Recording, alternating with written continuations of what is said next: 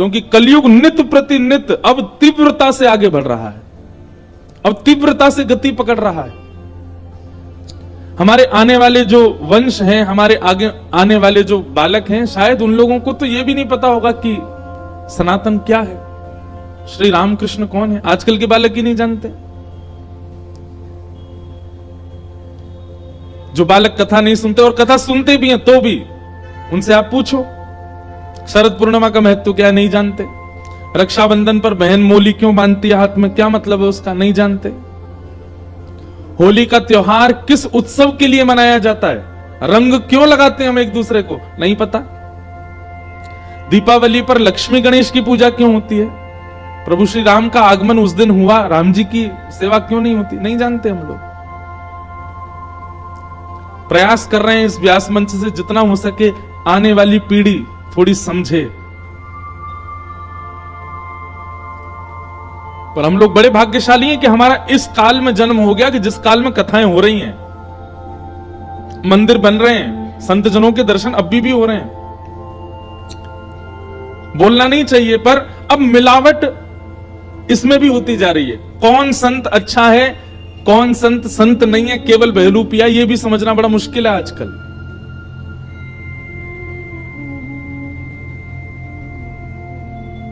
कौन केवल व्यापार कर रहा है और कौन वास्तविकता में, यह भी नहीं समझ में आता आजकल।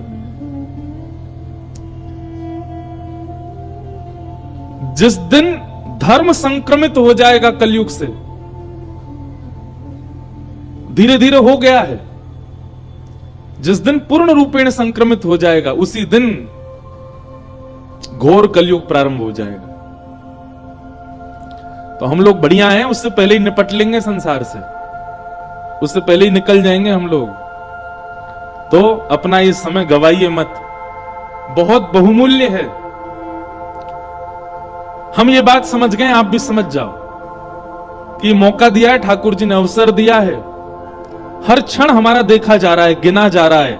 एक तरफ गिनती कर रहा है कलयुग और एक तरफ गिनती कर रहे हैं ठाकुर जी। कलयुग गिनती कर रहा है कि इसके पाप ज्यादा बढ़े तो मैं इस पर हावी हूं, और ठाकुर जी देख रहे हैं कि इसका भजन ज्यादा हो तो मैं इसको स्वीकार करूं। हमारे हाथ में है, हम अपना जीवन कहां ले जा रहे हैं। इसलिए एक वचन तो हमें दीजिए कि आपके आसपास क्षेत्र में कोई भी कथाकार आवे, कोई भी संत आवे, कोई भी कथा का क्रम हो, एक दिन की हाजिरी तो आपको लगानी ही लगानी है, जाना ही है। समय निकाल करके जाइए। वो 7 दिन सुन सको तो फिर अच्छा है, लेकिन आप सबके कार्य भी होंगे। लेकिन अब थोड़ा सा सत्संग के प्रति, धर्म के प्रति, अपने कर्तव्यों के प्रति आगे बढ़िए।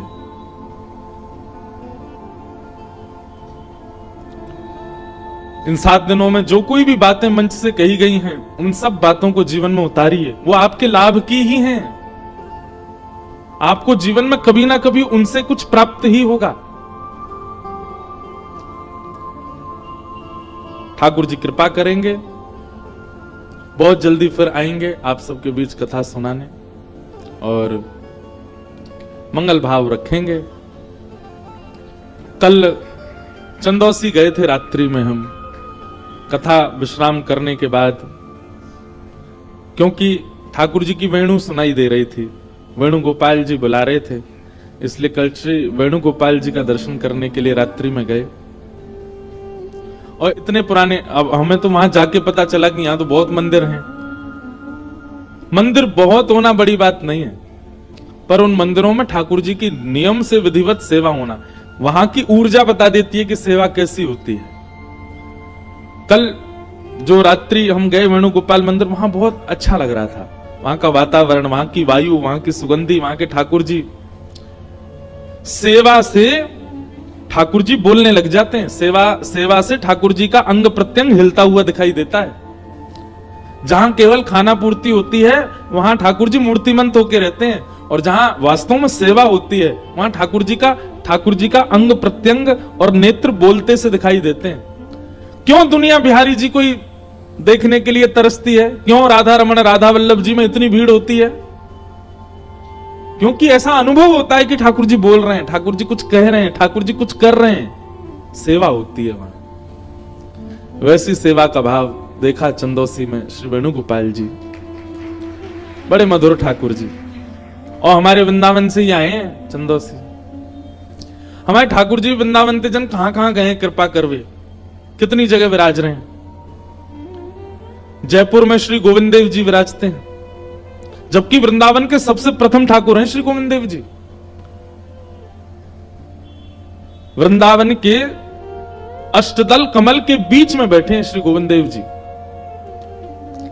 वज्रनाभ भगवान के जो परपौत्र हुए, श्री कृष्ण के परपौत्र, ठाकुर जी के लीला विश्राम के बाद 16,100 अपनी राजमाताओं को लेकर के वज्रनाभ वृंदावन आए। अष्टपटरानियां तो भगवान के संगी चली गई थी, 16,100 रह गई थी। उनको लेकर के वज्रनाभ जब वृंदावन आए, तो वृंदावन में वज्रनाभ ने देखा कि माताएं इतनी दुखी रहती हैं श्री कृष्ण की याद में, और पूरा वृंदावन ऐसा लगता है मानो जैसे कुछ खो गया, कुछ चला गया यहां से। वज्रनाभ बड़े चिंतित रहते थे, मैं क्या करूं, इन सब में ऊर्जा कैसे आई। श्री गोविंद देव जी हैं। तो तब वज्रनाभ ने क्या किया, जिस शिला पर, ध्यान से सुनिएगा, जिस शिला पर भगवान श्री कृष्ण प्रकट हुए थे कंस के कारागृह में, उन्हीं शिलाओं से 3 विग्रहों का निर्माण किया। गोविंद देव, गोपीनाथ और श्री मदन मोहन। ये वज्रनाभ ने बनवाए। ठाकुर जी की लीला सुनकर के, ठाकुर जी की रूप माधुरी का अनुभव करके 3 ठाकुरों का स्वरूप बनवाया, गोविंद देव, गोपीनाथ और मदन मोहन। वही वृंदावन में विराजमान किए। फिर उसके बाद जब वज्रनाभ आदि भी अपनी लीला करके चले गए, तो फिर ये तीनों ठाकुर भूमिगत हो गए, भूमि के अंदर विराजमान हो गए। फिर बाद में रूप गोस्वामी जब वृंदावन गए, तब उन्होंने श्री गोविंद देव जी को गोमा टीला से प्रकट किया।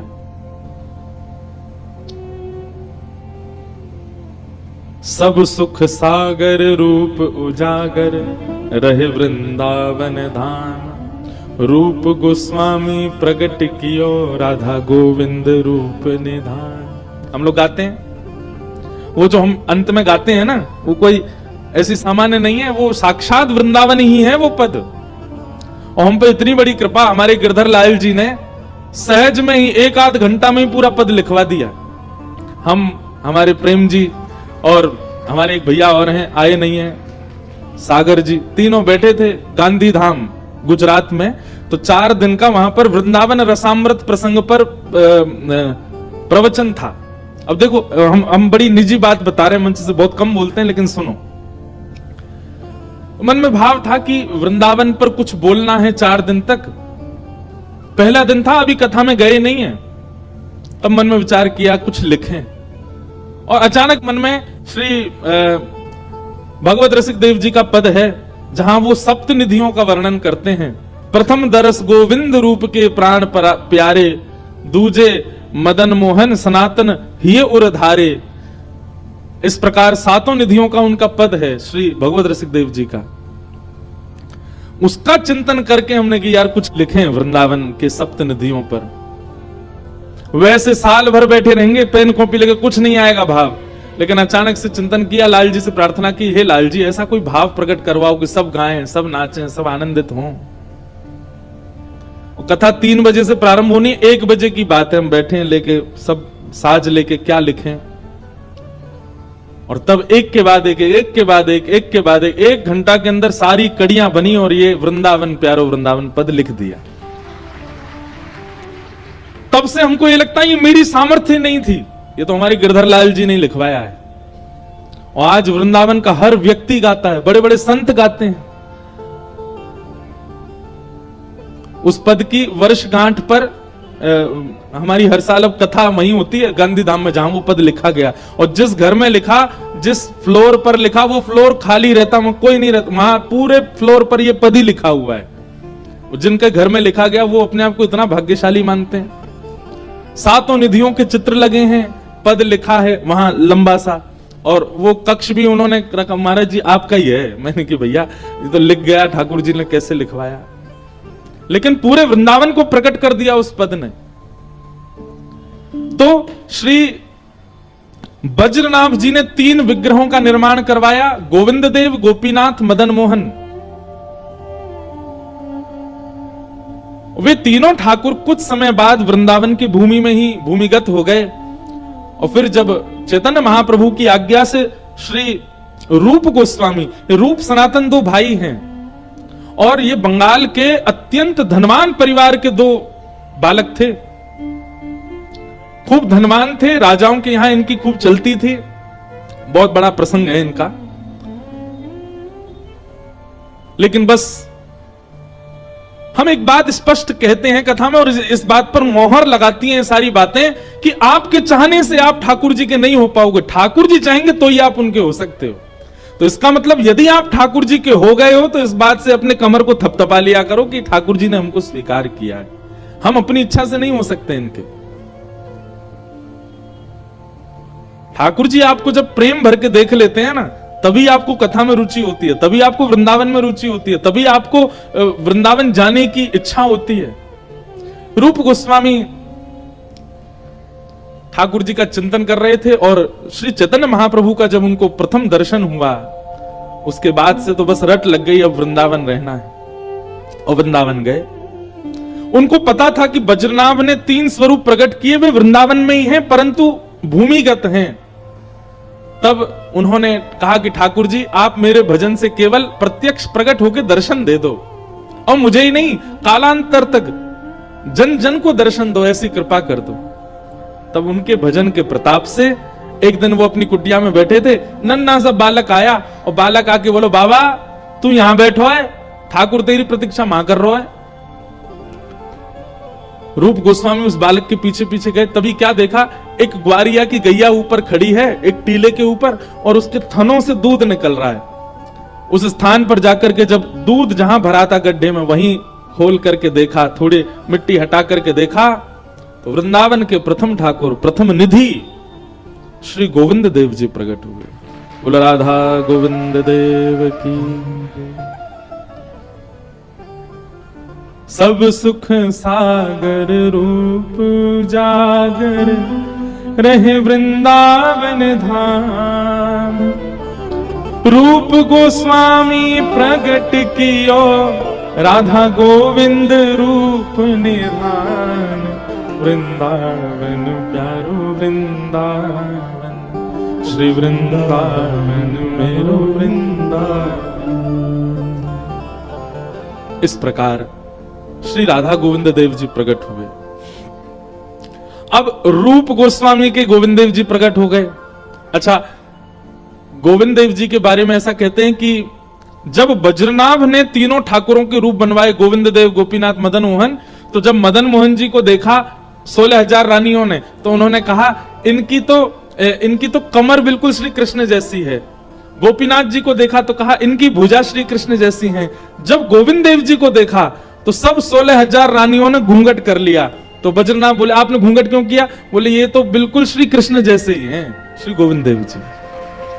अच्छा, गोविंद देव जी का कभी आप मंगला में दर्शन करो, उनके जो कान है ना वो ऐसे रहते हैं आगे की ओर, बिल्कुल ऐसे हैं। उसके पीछे कारण क्या है? श्री गोविंद देव जी कथा सुनने के श्रोता हैं। जयपुर में कभी भी आप अगर गोविंद देव जी का दर्शन करने जाओ, बहुत विशाल प्रांगण है, कोने में बैठ जाना, वो हर जगह से दिखाई देंगे। वहां बैठ करके कोई चरित्र सुनाना, वो सुनने वाले ठाकुर जी हैं। कुछ बालक हैं जयपुर में, हमारी हर साल अकिंचन होती है जयपुर में, अब तो भक्तमाल होगी हर साल।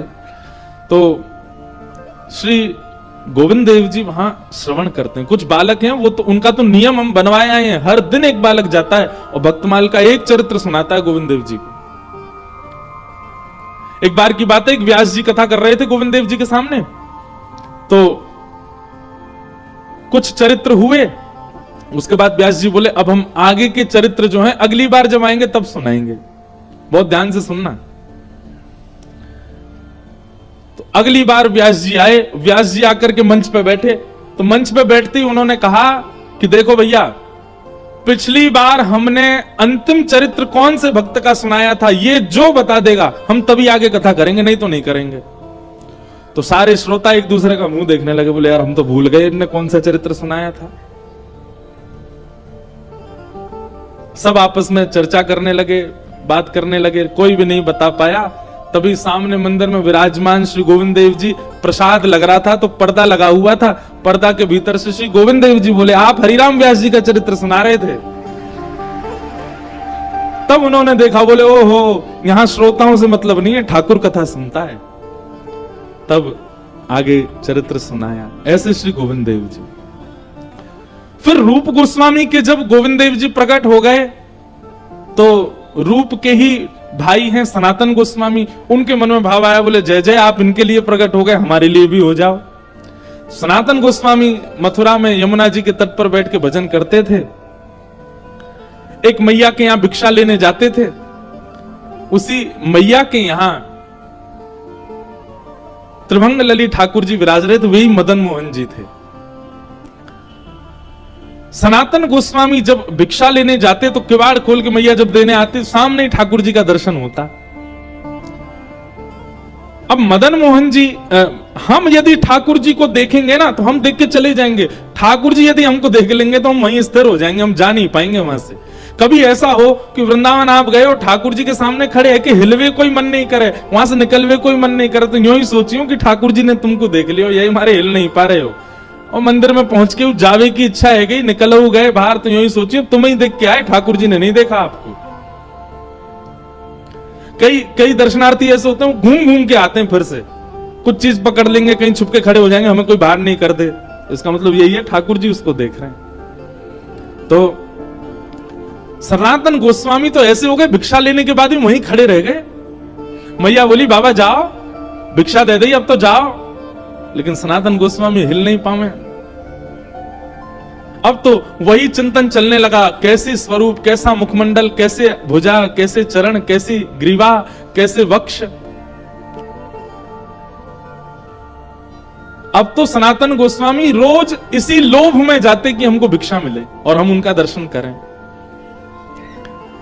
देखते देखते एक दिन सनातन गोस्वामी बोले जय जय, जब इतना प्रेम कर ही रहे हो हमसे तो फिर आ जाओ हमारे पास। और उसी रात्रि में श्री मदन मोहन जी, वो जो मैया सेवा करती थी, उनके स्वप्न में गए और स्वप्न में जाके बोले, मैया कल जब बाबा भिक्षा लेवे आवे, सुबह को भिक्षा के रूप में मोये प्रदान कर दी हूं। मैया बोली, मेरी सेवा से आप प्रसन्न नहीं हो? बोले नहीं, बहुत प्रसन्न हूं मैया, लेकिन तेरे तो कछु दिन ही रह गए, तो कछु दिना बाद चली जाएगी, फिर मेरी सेवा कौन करेगा? तो मैं तो पहले ही अपनी व्यवस्था कर रहा हूं, वो बाबा के पास मुंह दे दे। और अगले दिन जैसे ही वे आए, रोती विलकती मैया मदन मोहन जी को हृदय से लगा करके लेके गई और श्री सनातन गोस्वामी को प्रदान कर दिए।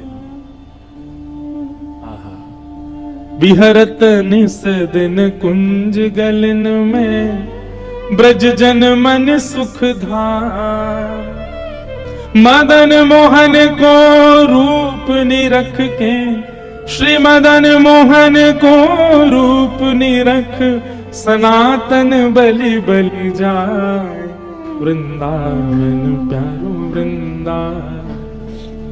और सनातन गोस्वामी के साथ श्री मदन मोहन जी आए, और मदन मोहन जी तो बड़े लीला, सबसे नटखट हैं सातों में श्री मदन मोहन जी। कहां विराजते हैं? करौली राजस्थान में। ये मुगलों के आने के बाद, कई मुगल क्योंकि मंदिर तोड़ते थे, इसलिए ठाकुर राजस्थान में राजाओं के आश्रय में चले गए, इसलिए कुछ ठाकुर हमारे वृंदावन से बाहर चले गए, नहीं तो ये सातों वृंदावन में ही थे। तो श्री मदन मोहन जी को लेकर के सनातन गोस्वामी गए। इतनी सुंदर लीला आती है श्री मदन मोहन जी की कि सनातन गोस्वामी का नियम था कि 24 घंटा में कम से कम 18 घंटा भजन करते थे, और बाकी के एक आध घंटा स्नान आदि कुछ प्रसाद पाते, एक आध घंटा सोते, बस इस प्रकार 24 घंटा निकलता उनका। अब मदन मोहन जी को ले आए, अपनी कुटिया में विराजमान कर दिया। ये कथा हमने कई बार सुनाई है कथा में। सनातन गोस्वामी का नियम था कि एक टिक्कर बनाते थे, टिक्कर समझते, मोटी रोटी बड़ी सी बनाते और उसी कोई ब्रजरज में रखते, जब भूख लगती नेक निकाल के नेक पा लेते, फिर एक आध दिना तक भजन करते, फिर थोड़ी सी निकाल के पा लेते, फिर भजन। आज भी ब्रज में ऐसे संत हैं, वो खूब मोटे मोटे टिक्कर ब्रज की रज में अंदर रखते हैं, और जब भूख लगती है उसमें थोड़े टूक लेके पा लेते हैं। कोई सब्जी नहीं, कोई नमक नहीं, मिर्च नहीं, कुछ नहीं, बस भजन के लिए जीवित रहना है, इतना पाते हैं। हम लोग भोजन के लिए जीवित रहते हैं, तो ब्रज में लोग भजन के लिए जीवित रहते हैं। कई लोग हैं वो तो जिंदा ही इसीलिए कि हम कुछ और खा सकें। एक बार मैं एक व्यक्ति के संग कहीं जा रहा था, तो रास्ता हम लोग खूब सारा बाल भोग करके निकले, खूब सारा नाश्ता पा लिया। तो जैसे ही रास्ता में कहीं रुके, बाल भोग करके निकले थे, तो रास्ता में एक जगह शौचादि के लिए निवृत्त होने के लिए रुके, तो वहीं पोहा बन रहे थे। पोहा समझते हैं? नमकीन चूड़ा पोहा। तो साथ में जो व्यक्ति थे उनको सुगंधी आ गई पोहे की। तो पोहे की सुगंधी आने के बाद वो ऐसे घूमने लगे, 2-4 राउंड। मैंने कि क्या हुआ? बोले महाराज जी वो सुबह का खाया न पच जाए तो पोहा और पाऊंगा। मैंने कहा वारे भैया, भूख नहीं है, केवल पानो है, स्वाद अच्छा है। हमारे लाल जी भी ऐसे ही हैं, ठाकुर जी भी ऐसे ही हैं, वो भी पाम है, पूरे दिन 8 बार प्रसाद पाते हैं दिन भर में। तो मदन मोहन जी तो श्री सनातन गोस्वामी तो एक टिक्कर पाते थे, और एक टिक्कर ही 2-3 दिन तक चलता था।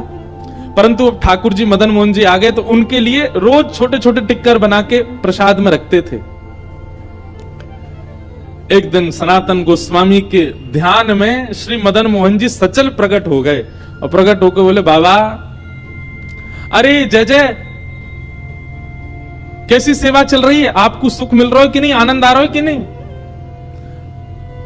ठाकुर जी बोले सनातन जी, आनंद तो बहुत आ रहा है, लेकिन रूखी रोटी खवाए खवाए के आपने हमारा गौरव जो है का चौक कर दियो है। अरे बामे नेक नमक बुरक दे करो, नेक नमक तो डाल दे करो आटे में, थोड़ा तो स्वाद आवे। सनातन गोस्वामी बोले अरे भगवान, हम तो भजनानंदी महात्मा है, हम कहां इतना। ठीक है, कल से आपके लिए मैं नमक वाली बढ़िया टिक्कर बनाऊंगा। और भिक्षा में नमक लेके आते, आटे मिला के गूंद करके टिक्कर बना के पवाते। कुछ दिन तक ठाकुर जी ने प्रेम से पाया। कुछ दिन बाद ठाकुर जी फिर ध्यान में आ गए। सनातन गोस्वामी बोले जय जय, अब तो बढ़िया है, नमक वाली रोटी पा रहे हो। मदन मोहन जी बोले वो तो बढ़िया है, रोटी में एक नमक स्वाद तो आ गया, लेकिन रूखी रूखी रोटी पाऊं तो गले में इर्ज जाए मेरे में, नेकवा में घी लगा दे करो। सनातन गोस्वामी बोले अच्छा ठीक है, कल से भिक्षा में घी भी ले आएंगे। नमक लेने आने लगे, घी लेके आने लगे, बढ़िया घी लगा के ठाकुर जी को पवाने लगे। कुछ दिनों बाद ठाकुर जी फिर आ गए, ध्यान में आके बोले आप नमक तो लेके ही आते हो, घी भी ले आते हो, एक आलू और ले आए करो, वाकू भून के वाकी चटनी बना के पवाई दे करो, टिक्कर से आलू लगा के पालेंगे ने स्वाद आ जाएगा। सनातन गोस्वामी ने तुरंत नेत्र खोले, अपनी माला झोली कोने धरी, ठाकुर जी उठा लिया। ठाकुर जी बोले कहां ले जा रहे हो? बोले वापस मैया के पास छोड़ के आ रहा हूं। अरे हम यहां भजन करने के लिए कुटिया में रहते, तुम यहां 56 भोग बनवा रहे हो। ठाकुर जी सचल प्रकट हो गए और मदन मोहन जी सनातन गोस्वामी के गले से लग गए। बोले बाबा तू चाहे रूखी रोटी खवा, चाहे नमक बुरक के खवा, चाहे बिना घी की खवा, रहूंगा तेरे पास ही, तो छोड़ के ना जाऊंगा।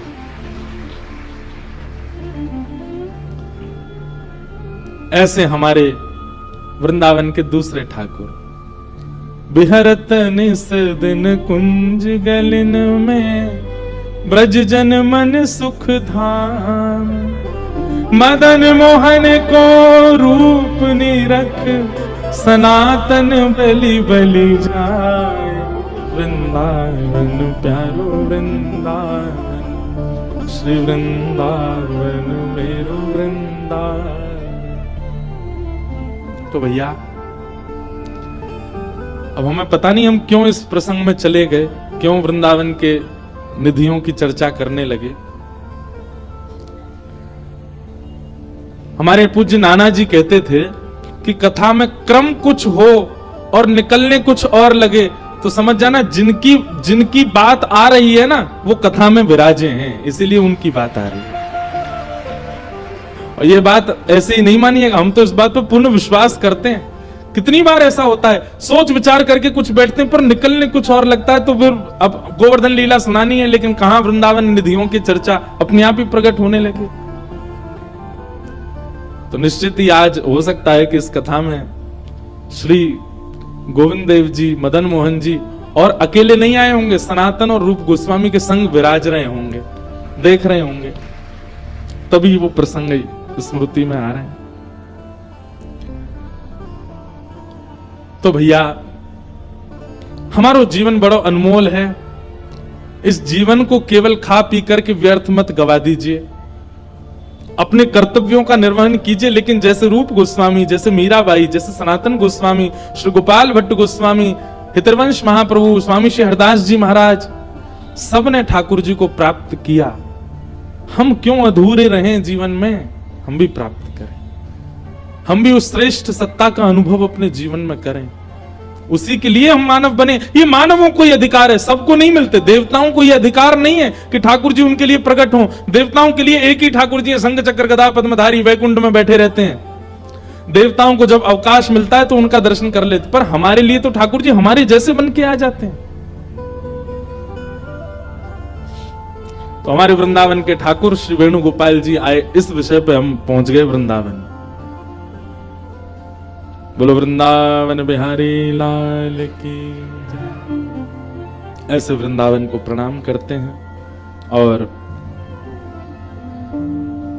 आज के कथा क्रम में प्रवेश करते हैं। भगवान ने 7 दिन 7 रात्रि पर्यंत गिरिराज जी को धारण किया और 7 दिन के पश्चात इंद्र को जब यह पता चला कि भाई ब्रजमंडल में तो धूल उड़ रही है, सब ब्रजवासी गिरिराज जी के नीचे खड़े हैं, 7 वर्ष के ठाकुर जी ने गिरिराज जी उठा रखे हैं। अच्छा एक बात मेरी सुनिएगा कि भगवान पर संशय संदेह ब्रह्मा जी को हो गया, इंद्र को हो गया, तो हम मानव कौन सी बड़ी बात है।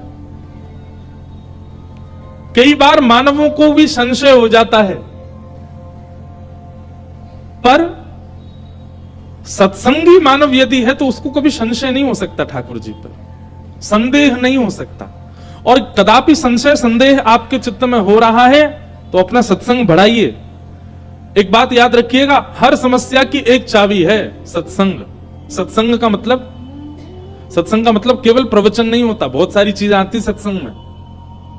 सद ग्रंथों को पढ़ना भी सत्संग है, सद वस्त्रों को धारण करना भी सत्संग है, सद स्वरूप बनाना भी सत्संग है। अब हम लगाते तो तिलक हैं, लेकिन जेल वेल लगा करके बाल खड़े कर लें सीधे ऊपर, सत्संगी लगेंगे? कई बालक हैं वो अपने बाल ऐसे खड़े कर लेते हैं, यहां से कटवा देते हैं, बीच में खड़े रहते हैं बस सीधे, और उस पर गोल्डन कलर और करवा लेते हैं। सत्संगी व्यक्ति का स्वरूप नहीं है,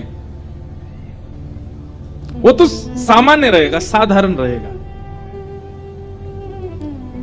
ज्यादा लाग लपेट नहीं आता, सम रहे।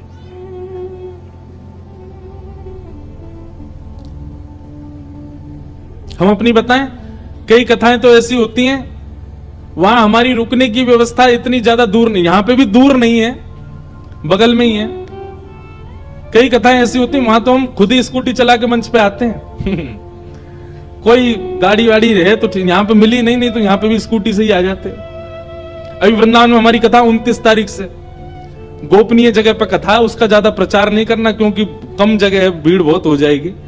तो वहां तो हम रोज रिक्शा में बैठ के ही जाएंगे कथा करने, और कहीं कोई हेलीकॉप्टर भेज दे तो उसमें बैठ के भी चले जाते हैं, कोई दिक्कत नहीं। जो मिले ठाकुर जी जो प्रदान करें सब स्वीकार है।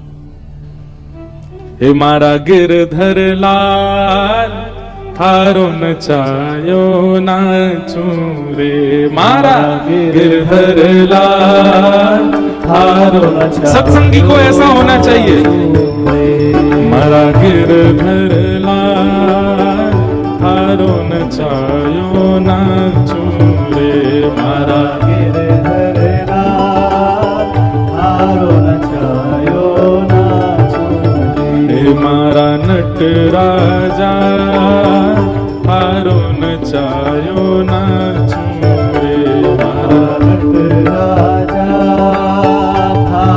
નચાયો નાચું રે. એ મારા ગિરધર લાલ થારો નચાયો નાચું રે. મારા ગિરધર લાલ થારો નચાયો નાચું રે. हे थारे घर में रहूं निरंतर थारी ही हाथ चलाऊं. थारे घर में रहूं निरंतर थारी बात चलाऊं. कहने का क्या भाव है? मेरे घर में ठाकुर जी नहीं रहते, मैं ठाकुर जी के घर में रहता हूं. थारे घर में रहूं निरंतर थारी हाट चलाऊं. थारे घर, आपका घर चला रहा हूं मैं, मेरा घर नहीं है ये. थारे ही हाथ चलाऊं. ओ थारे धन से थारे जन की, थारे धन से थारे जन की, थारे धन से थारे जन की, थारे धन से थारे जन की. ओ सेवा टहल बजाऊं बजाऊं मारा गिरधर लाल थारो नचायो नाचूं रे. मारा गिरधर लाल थारो नचायो. एक बात सुनिएगा, ये पद ना कहीं लिख लीजिएगा, याद कर लीजिएगा, कथा के बाद YouTube से निकाल लीजिएगा और इसमें जैसी जैसी बातें लिखी है ना उनका पालन कीजिएगा, तभी आप वैष्णव हो. वही सत्संग है. मेरा घर नहीं है, मैं ठाकुर जी के घर में रहता हूं और ठाकुर जी का घर मैं चलाता हूं. क्यों? ठाकुर जी धन देते हैं, ठाकुर जी के धन से ठाकुर जी के जनों की सेवा करता हूं. मेरा कोई अस्तित्व नहीं है, तो फिर किसका अस्तित्व है? मारा गिरधर लाल थारो नचायो नाचूं रे. मारा गिरधर लाल थारो नचायो और ये जा रंगरा कपड़ा पहरावे वैसो ही भेष बनाऊं. जा रंगरा कपड़ा पहरावे वैसो ही भेष बनाऊं. हाँ प्यारे वैसो ही भेष बनाऊं. ओ प्यारे वैसो ही भेष बनाऊं. और ओ जैसो बोल बुलावे मुख सो, जैसो बोल बुलावे मुख सो, जैसो बोल बुलावे मुख सो, जैसो बोल बुलावे मुख सो. मैं वैसी ही बात सुनाऊं सुनाऊं. मारा गिरधर लाल थारो नचायो नाचूं रे. मारा करताल बजा के गा थारो नचायो नाचूं रे. हे मारा नट राजा थारो नचायो नाचूं रे. मारा नट राजा थारो नचायो नाचूं रे. हे रूखो सूखो जो कछु देवे थारे ही भोग लगाऊं. रूखो सूखो जो कछु देवे थारो ही भोग लगाऊं. हाँ प्यारे थारो ही भोग लगाऊं. प्यारे थारो ही भोग लगाऊं. और हे खीर परस या छाछ रावणी, खीर परस या छाछ रावणी, खीर परस या छाछ रावणी. खीर परस या छाछ रावणी. मैं सवई प्रेम सो पाऊं हाँ पाऊं. मारा गिरधर लाल थारो नचायो नाचूं रे. मारा गिरधर लाल थारो नचायो नाचूं. मारा नट राजा थारो नचायो नाचूं रे. मारा राजा के करताल बजाओ। बोल गिरधर लाल की।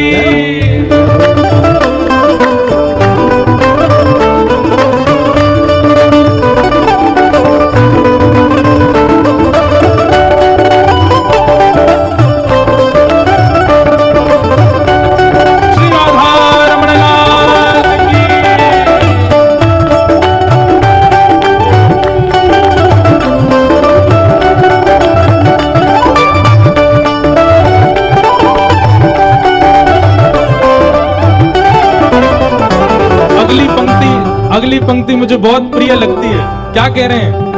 ओ घर का प्राणी कहा न माने, मन मन खुशी मनाऊं।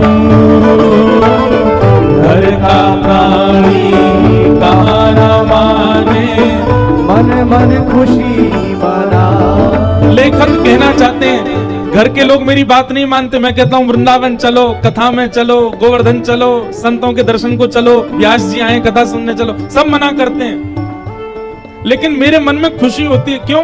अगर ये मेरी बात मान जाएंगे तो इनसे मेरा मोह हो जाएगा, इनसे मेरी आसक्ति हो जाएगी। बढ़िया है, बात नहीं मानते तो इनसे मेरा मोह दूर ही हो रहा है ठाकुर जी। घर का प्राणी कहा न माने, मन मन खुशी मनाऊं। घर का प्राणी कहा न माने, मन मन खुशी मनाऊं। हाँ प्यारे मन मन खुशी मनाऊं। हाँ प्यारे मन मन खुशी मनाऊं। क्यों? ओ थारे इस मंगल विधान में, थारे इस मंगल विधान में, ओ थारे इस मंगल विधान में, थारे इस मंगल विधान मैं काहे टांग अड़ाऊं अड़ाऊं। मारा गिरधर लाल थारो नचायो ना, मारा गिरधर लाल थारो नचायो ना छोड़े, मारा गिरधर लाल थारो नचायो ना छोड़े।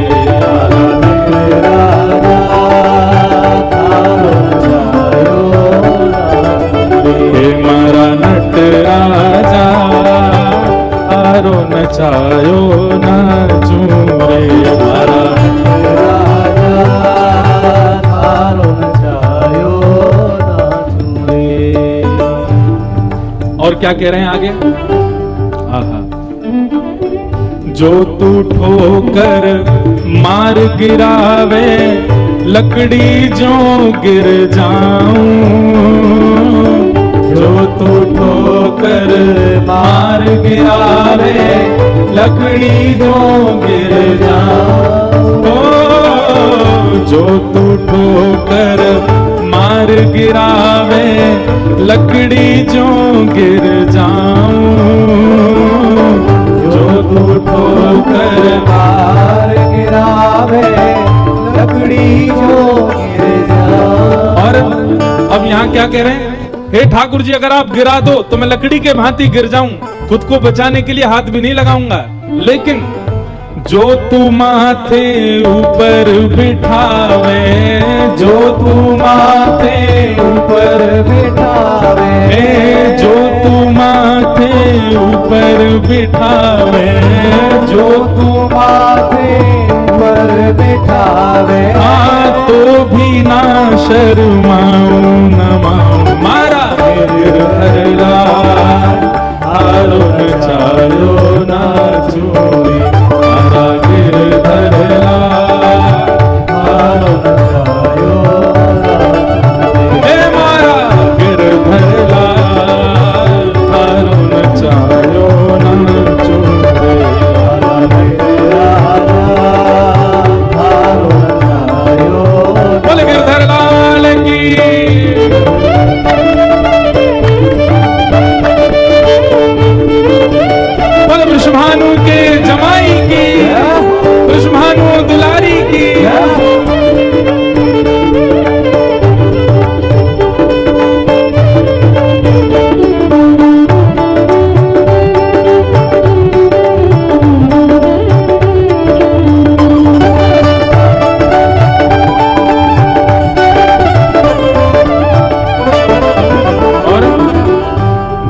तू, हाँ जो तू तन को रोग लगावे, ओढ़ सिरस सो जाऊं। जो तू तन को रोग लगावे और सिरस सो जा। हाँ जो तू तन को रोग लगावे, ओढ़ सिरस सो जाऊं। जो तू तन को रोग लगावे और सिरस सो जा।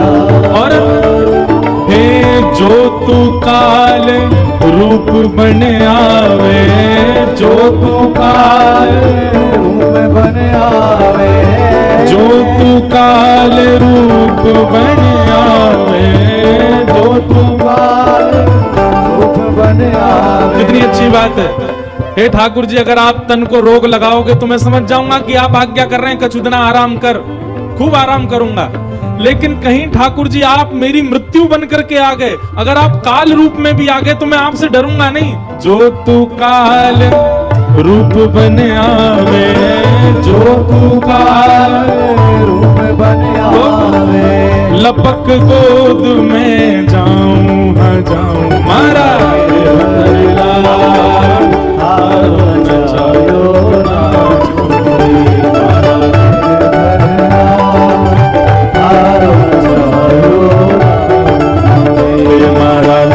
राजा थारो नचायो नाचो रे, मारा राजा थारो नचायो। और अंतिम पंक्ति में कह रहे हैं, उल्टो सुलटो जो कछु कर ले, मंगल रूप लखाऊं। उल्टो सुलटो जो कछु कर ले, मंगल रूप। कहने का भाव क्या है? हे नाथ, आप मेरे संग अच्छा करो तो ही मैं आपको अच्छा मानूं, नहीं आप मेरे संग जो कर लो मैं आपको मंगल ही मानूंगा, मैं आपको अच्छा ही मानूंगा। उल्टो सुलटो जो कछु कर ले, मंगल रूप लखाऊं। उल्टो सुलटो जो कछु कर ले, मंगल रूप। बहुत अच्छी बात। थारी मन चाही में प्यारे, थारी मन चाही में प्यारे, थारी मन चाही में प्यारे, थारी मन चाही में प्यारे। मैं अपनी चाह मिलाऊं मिलाऊं, मारा गिरधर लाल थारो नचायो ना, मारा गिरधर लाल थारो नचायो ना, मारा गिरधर लाल थारो नचायो ना, मारा गिरधर लाल थारो नचायो ना, मारा नट राजा थारो नचायो नाचू रे, मारा नट राजा थारो नचायो ना। गोविंद जय जय गोपाल जय जय, गोविंद जय जय गोपाल जय जय, गोविंद जय जय गोपाल जय जय, गोविंद जय जय गोपाल जय जय। श्री राधा रमण हरि गोविंद जय जय, राधा रमण हरि गोविंद जय। श्री राधा रमण हरि गोविंद जय जय, राधा रमण हरि गोविंद जय। हाँ गोविंद जय जय गोपाल जय जय, गोविंद जय जय गोपाल जय जय, गोविंद जय जय गोपाल जय जय, गोविंद जय जय गोपाल जय। श्री राधा रमण हरि गोविंद जय जय, राधा रमण हरि गोविंद जय। श्री राधा रमण हरि गोविंद जय, राधा रमण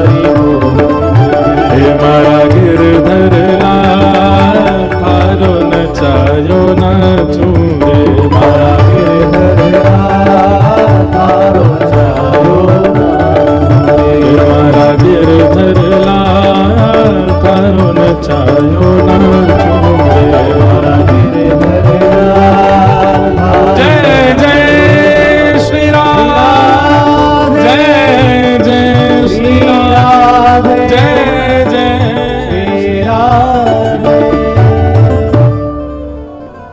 तो हमको ये पद बहुत प्रिय लगता है। इसमें जो बातें हैं ना, ये वास्तविक सत्संगी व्यक्ति के लक्षण है। उल्टो सुलटो जो कछु कर ले मंगल रूप लखाऊं। हम लोग कैसे हैं? हमारे साथ एक चीज विपरीत हो जाए, हम ठाकुर जी का रूप समझने लग जाते हैं। अरे इनमें तो इनमें शक्ति ना है, इनमें कछु दम ही ना है, मेरो कछु मंगल कर ही ना रहे। पर नहीं, थारे हर मंगल विधान में मैं अपनी चाह मिलाऊं मारा गिरधर लाल थारो न चायो न छूरे मारा नट राजा थारो न चायो न छूरे। तो भगवान ने 7 दिन तक गिरिराज जी धारण किए। 7 दिन बाद गिरिराज जी को पुनः विराजमान कर दिया। तत्पश्चात गायों ने भगवान का नामकरण किया गोविंद। विंद मतलब होता है रक्षक और गौ मानी गैया। अच्छा एक बात सुनिएगा, केवल गैयाओं की रक्षा की ही गोविंद नहीं है। गो कहते हैं इंद्रियों को। किनको कहते हैं? गो इंद्रिय। बहुत ध्यानपूर्वक सुनिएगा।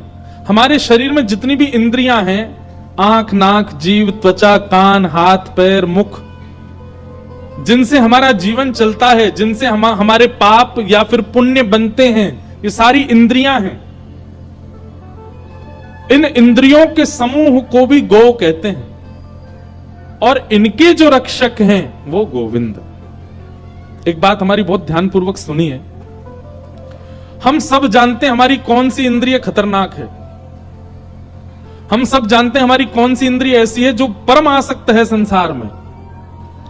किसी की जीभ बड़ी चटोरी है, किसी के नेत्र बड़े चंचल हैं, रुकते ही नहीं है, कब बस रूप देखने में ही लगे रहते हैं। किसी के कान स्थिर नहीं रहते। हम जानते हैं हमारी कौन सी इंद्रिय हमारे वश में नहीं है। हमारी एक बात बहुत ध्यानपूर्वक सुनो, आपकी जो भी इंद्रिय आपके वश में नहीं है, वो इंद्रिय जब भी अपनी इच्छा प्रकट करती हो, उस दिन गोविंद गोविंद गोविंद गोविंद गोविंद नाम का जाप किया करो। आपकी जह भी इंद्रिय अपने आप से बाहर जाएगी, ठाकुर जी उसको अपने आप वश में कर लेंगे। जैसे मन में कोई दुर्भाव प्रकट हो रहा है, किसी के प्रति ईर्ष्या प्रकट हो रही है, किसी के प्रति ईर्ष्या का भाव आते ही नेत्र बंद करो, ठाकुर जी के मधुर रूप का दर्शन करो, गोविंद गोविंद गोविंद गोविंद। या फिर श्री कृष्ण गोविंद हरे मुरारे हे नाथ नारायण वासुदेव, श्री कृष्ण गोविंद हरे मुरारे हे नाथ नारायण वासुदेव। बार बार इसका चिंतन करो। ऐसा करने से कुछ दिनों में आपकी ईर्ष्या कम हो जाएगी, आपके चित्त में काम प्रकट हो रहा है। आप इसी मंत्र का या केवल गोविंद गोविंद बोलते रहो, आपका काम नष्ट हो जाएगा। इंद्रियों को वश करना सीखिए भगवान नाम के द्वारा। गो माने इंद्रियां, उनके जो रक्षक हैं वही हैं गोविंद। भगवान का नाम गोविंद हुआ।